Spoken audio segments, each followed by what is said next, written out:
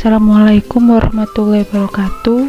Kami dari kelompok 10 akan mempresentasikan mengenai manajemen rantai pasokan yang anggotanya terdiri dari Muhammad Irfan, Muhammad Bukhari, Nabila Olivia Putri, dan Siti Jumaatus Sobri. Supply chain management atau rantai pasokan perusahaan adalah manajemen terhadap aliran antar dan di antara tahapan supply chain untuk memaksimalkan profitabilitas keseluruhan supply chain, yang bertujuan untuk pertama mencapai biaya minimum dan tingkat pelayanan yang maksimum, dan kedua memenuhi kebutuhan konsumen dan menghasilkan keuntungan, dan berikutnya bisa memenangkan persaingan pasar. Untuk bisa memenangkan persaingan pasar, maka rantai pasokan harus mampu menyediakan barang atau jasa yang murah, berkualitas, tepat waktu, dan variatif. Lalu ada strategi SCM dalam persaingan. Yang pertama, pendirian pabrik baru, penambahan kapasitas produksi, penggabungan dua fasilitas produksi, perancangan produk baru, pengalihan tanggung jawab pengelolaan persediaan ke supplier, pengurangan jumlah supplier, dan pemberlakuan sistem pengendalian kualitas yang baru. Berikutnya saya akan menjelaskan mengenai cara kerja supply chain management.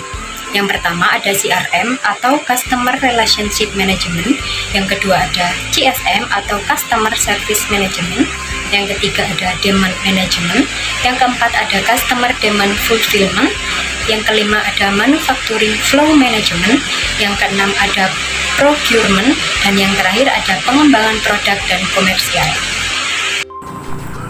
Fungsi yang dijalankan Supply Chain Management atau SCM, ada dua fungsi utama SCM tersebut.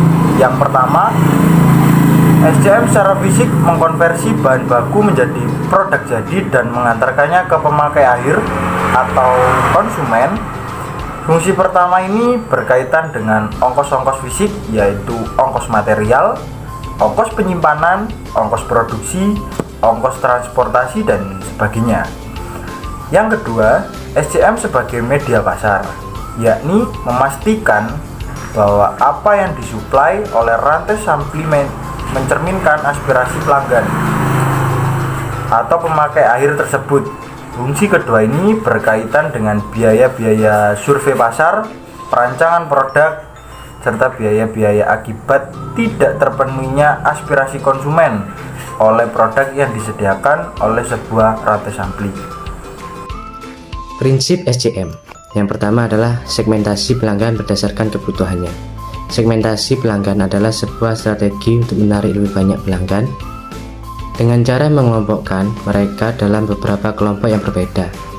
Kelompok-kelompok ini biasanya dikumpulkan berdasarkan sifat-sifat pelanggan, misalnya kebutuhan dan perilaku konsumsi mereka.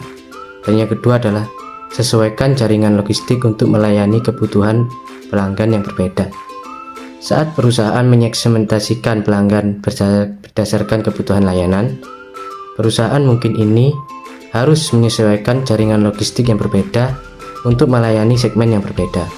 Yang ketiga adalah dengarkan signal pasar dan jadikan signal tersebut sebagai dasar dalam perencanaan kebutuhan sehingga lokasi sumber daya yang optimal. Dan yang keempat adalah diferensiasi produk pada titik yang lebih dekat dengan konsumen dan percepat referensinya di sepanjang rantai supply.